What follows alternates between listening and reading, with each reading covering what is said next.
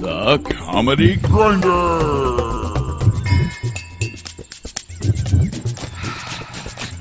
Streaming live worldwide from the First Church of Panama.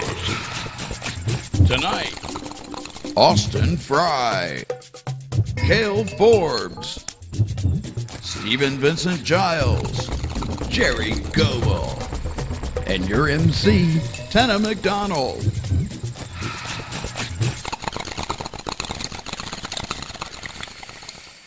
Tonight's episode, Panama Rolling Papers.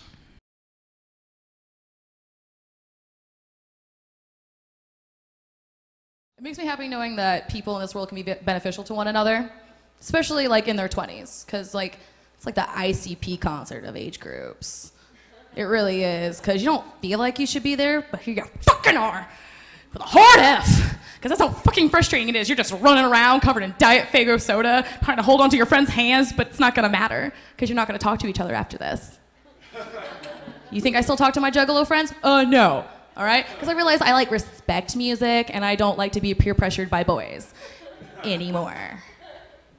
All right? I don't know why we had to say the Pledge of Allegiance every morning in school, though. Like, what's gonna happen if we don't say it? You take a day off, is a class full of third graders just gonna like, go AWOL? It's like, we didn't have to say it today, guys. I guess we're Canadian now. Let's do it. Hey, I don't know how you go about becoming Canadian that fast. I guess you just say A and do something with syrup.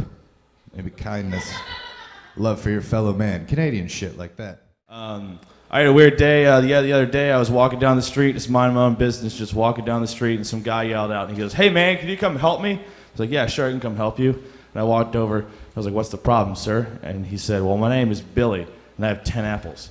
And this is Susie, and she has 7 apples. And I give Susie like 4 apples." I was like, "Oh shit, they told me this was gonna happen." Shouldn't have been drawing so much. I'm sorry, Mr. Bradley, I failed you. You know?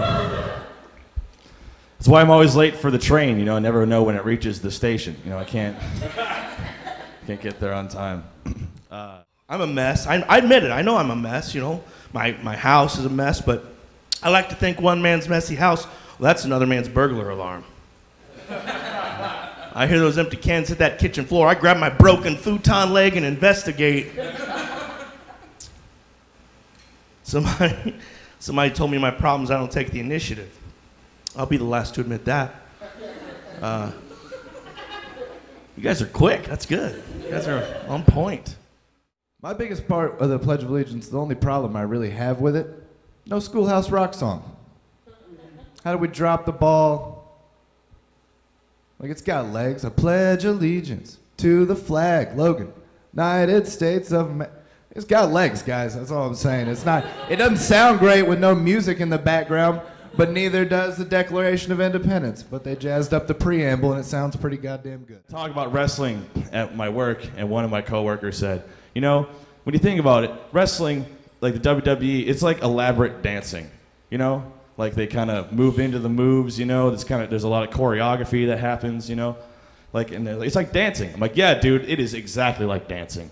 Remember that time in Swan Lake when one swan hit another swan with a steel chair to win the ultimate heavyweight swan dancing championship?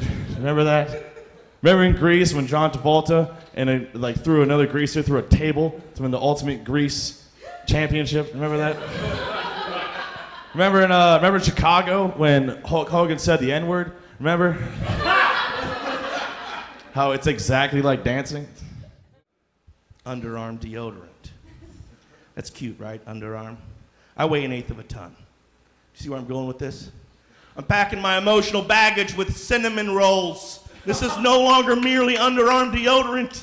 It's going everywhere. It's going underneath these hairy teacups. It's going in this crawl space, whatever this is. It goes around. It's little. I put that stuff on like I'm caulking windows for the winter. Just.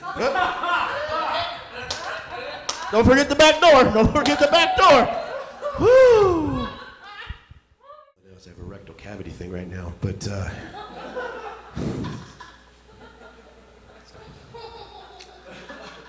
just doing a little train spotting.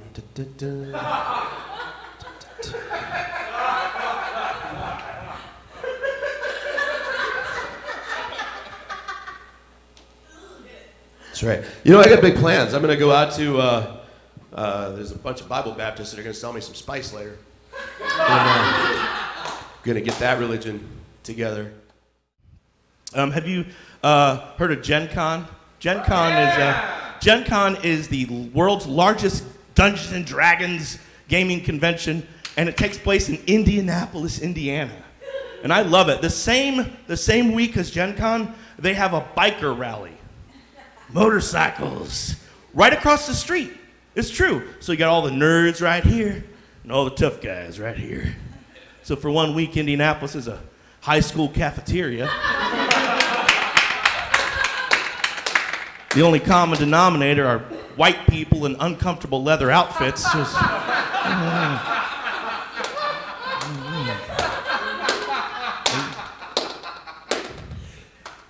Outlaws. Is that an anime?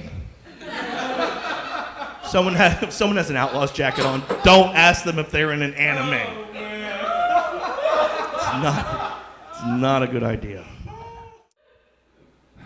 I would say, as a people, I think we need to change our lifestyles. We're going in a dangerous path. I feel like we need to start wearing condoms, guys. We all make mistakes.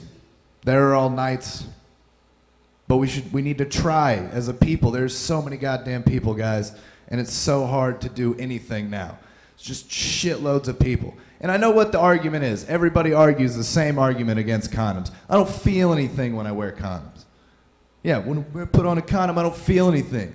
It's like, yeah, guys, I don't feel anything when I wear condoms either, like regret or like being nervous for like 1 to 3 weeks. You know, none of that. It's just muted vagina. That's all it is the whole time.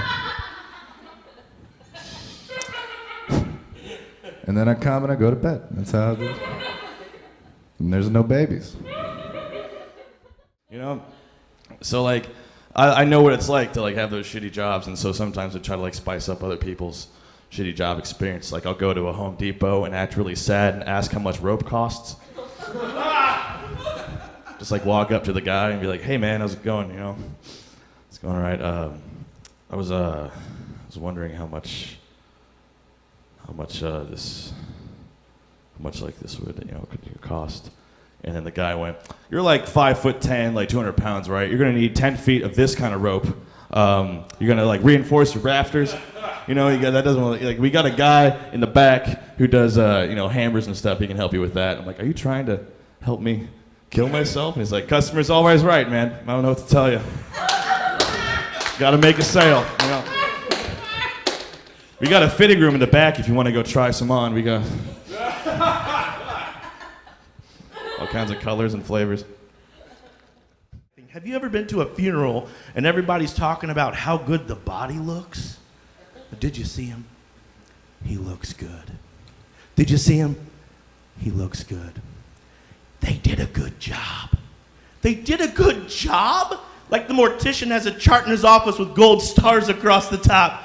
You did a good job today, Joe, but last week's cremation was unsatisfactory. It looks so good. If you look so good, why isn't there a rigor mortis issue of GQ? Was that? Sorry. I'm a little bitter, I guess. Everybody's talking about how good the body looks, and I can't get a date. I'm bloated and smell weird. I own my own suit, and I can keep my mouth shut.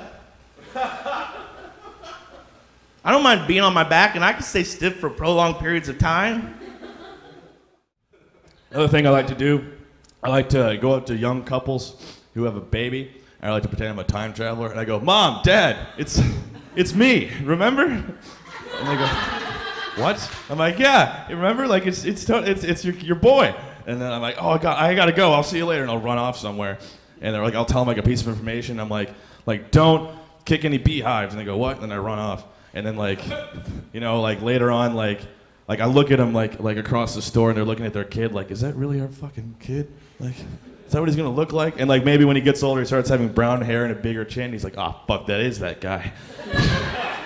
Oh no. Are there any beehives? Do we live near beehives? We gotta move. We gotta get out of here. I think we need real-life anti-pot ads, like problems that you really get smoking weed on the day-to-day, and maybe people would learn something from it. Like my first idea for a commercial is just a kid has a $20 bill. He goes and buys a $20 bag of weed. And then the girl he likes calls him. She's like, hey, me and all my hot friends are going to your favorite concert. Tickets are only $10. Do you want to come? And he's just sitting there with a bag of weed like, fuck. I could have got less. It was an option. I didn't take it. I was a bad judge. And it's over. Then there's another commercial. It's 4 guys, 4 teenagers, stoned in a car, and they stop at a gas station. One of them's got the munchies. He goes in the gas station, buys a whole bunch of shitty food, spends all his money, gets back in the car, right?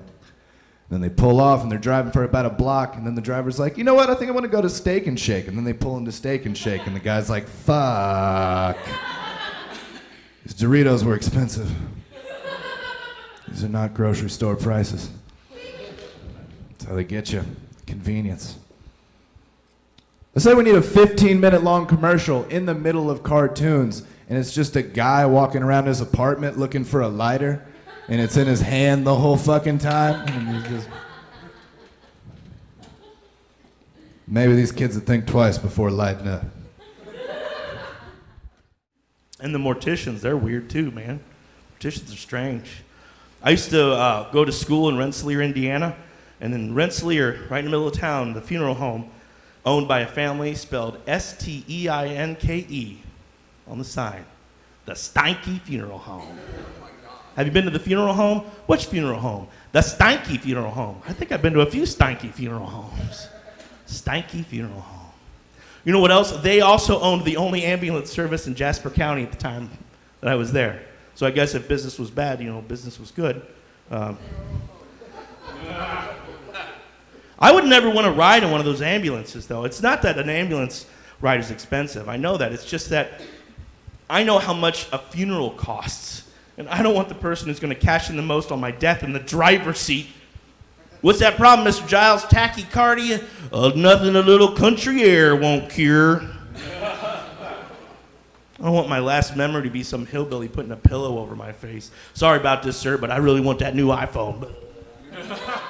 I was watching, I watch America's Got Talent sometimes, and there's a 6-year-old girl who can sing, and she gets through, and a guy who's a 34-year-old juggler who lives on the street doesn't get through. I'm like, let the guy who juggles through, right? He doesn't get to go back to mom and dad and eat fruit snacks. He has to go suck a dick to buy more juggling balls, right? This kid's 6. She's gonna peak when she's 10, you know? She's gonna go back to school. Remember Jake Lloyd? Remember what happened to him? The guy who played Anakin Skywalker and everyone hated him because he played Anakin Skywalker.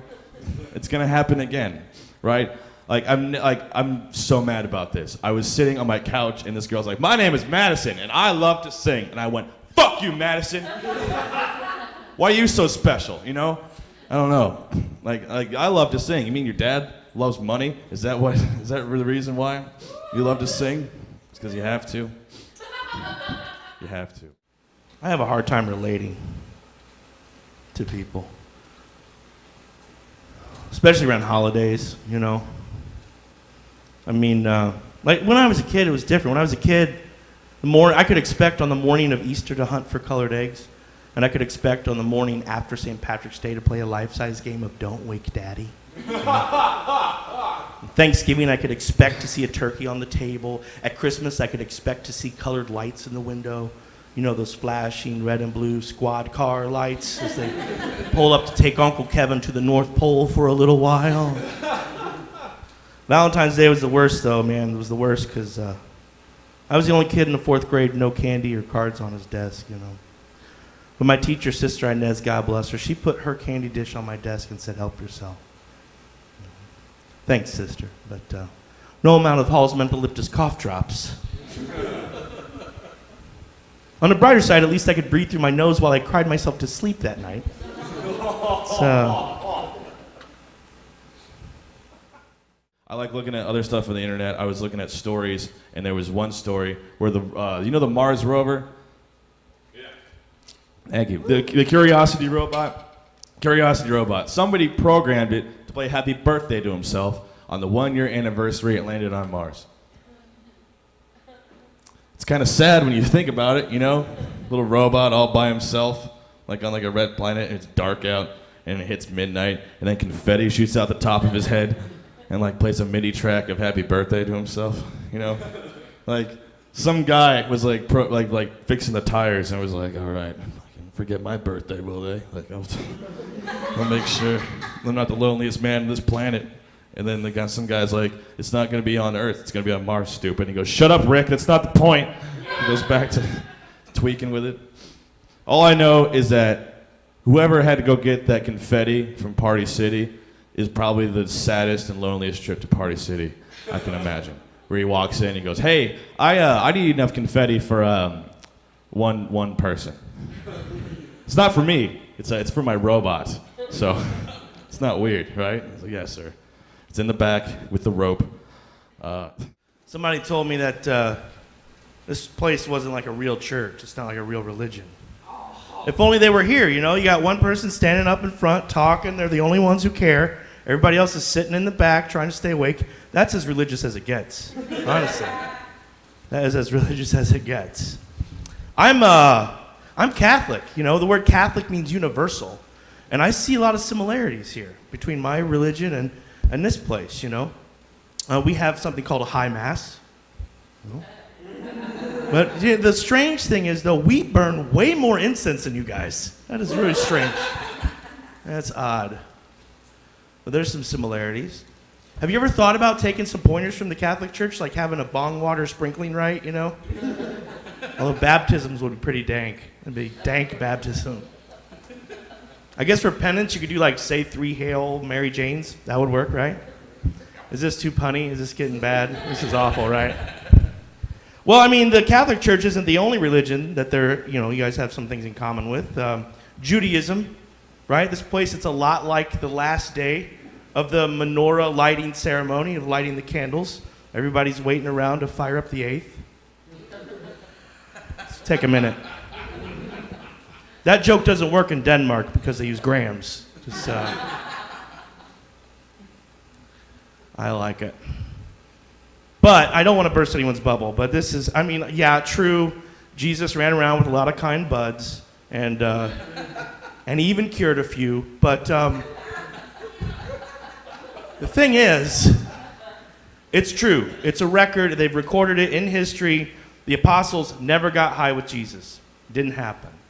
It's documented. It's in the Acts of the Apostles. St. Stephen was the first Christian to be stoned. So there you go. Thus endeth the lesson. So here's a metaphor for weed. Unfortunately, it's lost on youth, which is typical. Because you know everything. Model train sats. Most of you guys don't remember them. They're fading into non-existence, and I'm looking for an alternate story to give you. But this is basically my best estimation of what weed is. Cannabis oil. With a regular train track, say you got it for Christmas, it's in a styrofoam box, you set the fucker up, you run the tracks, you put the thing on, you plug it in, and it don't go. And of course, instantly, you hate Jesus. You know, because that guy didn't bring me the right present, you know, ding. And so then you go, what do I got to do? Well, and they're like, okay, the solution is very simple. It's because the connections aren't made. So you have to get a little eraser, and you run the eraser around the tracks, and then you put the train on it, and the connection's made, and it runs smooth. It runs fine. And that's what cannabis oil is. Cannabis oil is the eraser. You are the train. Life is the track. Pretty simple, right? Yeah. Until you find out you don't know what the fuck your model train set is. And then you're like, oh, what are you speaking about, crazy man? What is this? Is this an app? Do I have an app for toy trains? Look, look, it's going in a circle. No, that's just the reload bar.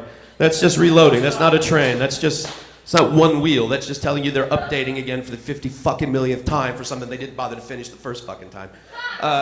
This is risky, and I'm doing it because I'm all about it. I'm going to leave you on wings of song. I'm going to sing in archipelago style. That's without music. This is an original. It's called the Bipolar Blues.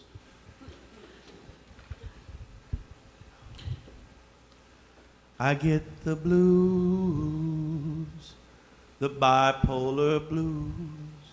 They're the bluest of blues, but only half the time. I get the blues, do's, the what can I do's, when life seems to have a reason, but appears to have no rhyme.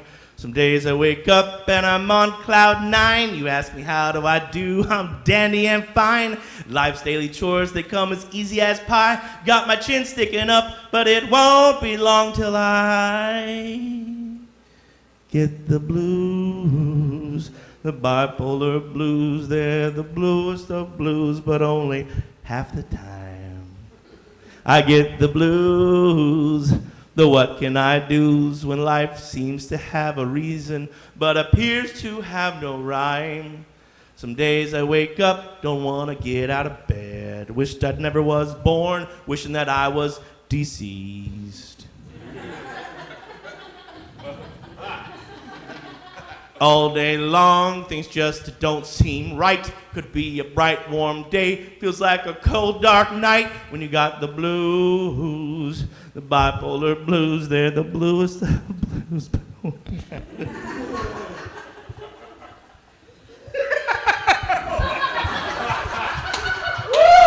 Listen, hey, when life gives you lemons, you know what I do? I squeeze the lemon juice out of the lemons, I put it in a cup, and I give it to somebody, and I'm like, here, try this fresh squeezed lemonade I just made. I look at that sourpuss pucker lip expression on their face, and I just laugh. The laughter's the best medicine, especially when you got the blues, the bipolar blues. Listen up, little brother, I've been in those shoes. No matter which path you take, no matter which way you choose, keep on keeping on, and you will never lose against the up and down, manic depressive, clinically diagnosed with anger management issues, medicated or unmedicated, low down dirty, bipolar blue.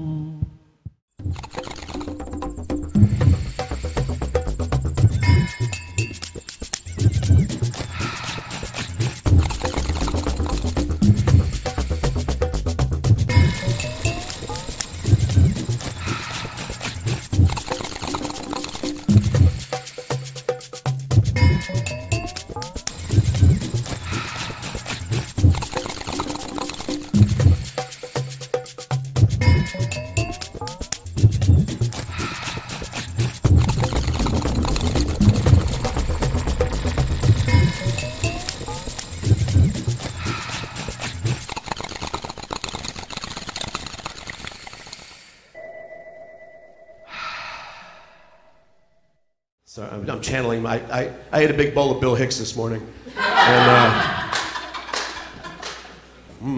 it's full of self-righteousness. I love that. Yum, yum.